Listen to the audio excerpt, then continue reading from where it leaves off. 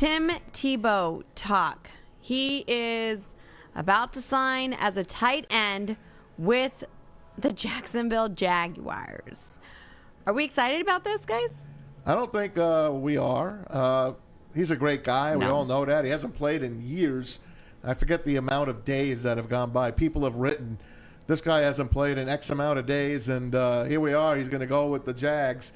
But the word is on the street that there's some players and some coaches at Jacksonville that do not agree with Uncle Urban for bringing him in. They don't even think he's going to make the team. They think it's just going to be a distraction. For more on this, we take you back to Get Up with Mike Greenberg and the gang. Check this out.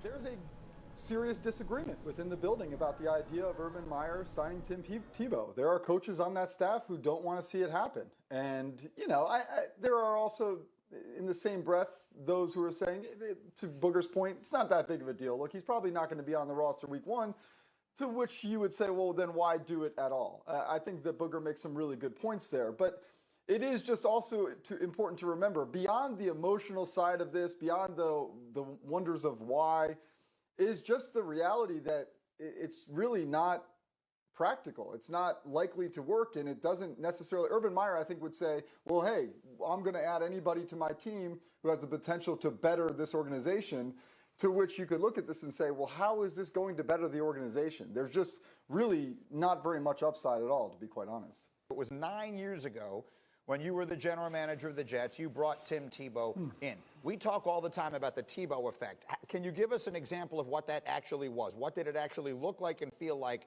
when he comes to the organization? Yeah, I agree with what Booger said. Everyone had a strong opinion about Tim. You know, a lot of people thought we were smart. It made a lot of sense.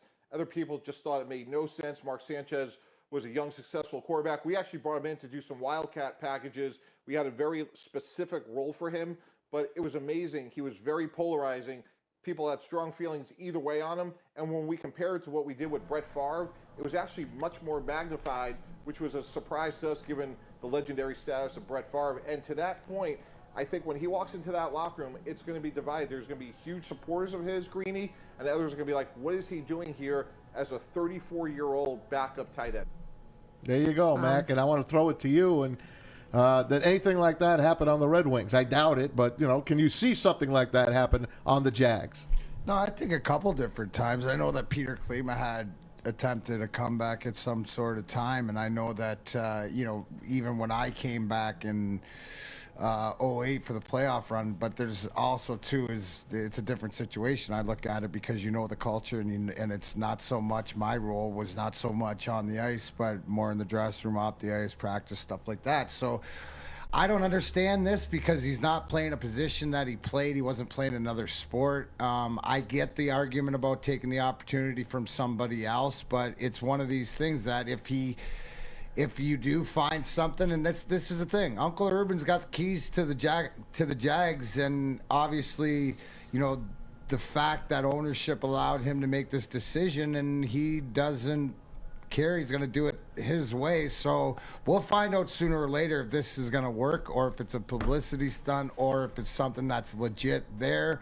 But it's unfortunate because of the person that always gets left out. But, I mean, that's the way it works. But I can understand how there's frustration from guys that have played their sport about guys coming in and getting the opportunity. But my thing is that if you don't, why are you mad at somebody else? Do your job better. You know, yeah, that's true. So, I mean, it's sort of, yeah, it's a favor, but the proof's in the pudding, because unless he can do the job, he's not going to be there. So I don't think there's too much to get wrapped up in it. You know, it's just if he's not doing the job and guys are saying he's not doing it and he's getting the opportunity, that's intriguing for me to hear when he was with the Jets, that they had him specifically to do Wildcat, and he couldn't complete passes in practice, or he couldn't, you know, do the simple things. That's why he didn't play. It was more execution. He's, you know, heard it from more people than not that he's more of a game player. I understand that, but you're not good enough just to be a game player. So time will tell. Yep.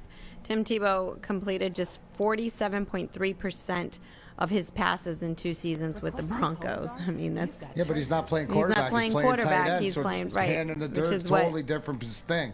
what I mean, people. I'm an NHL and this hockey is player, a- but you put me in goal, and I'm not an NHL hockey player. This is what people are having a hard time, though. I mean, he can't throw a pass.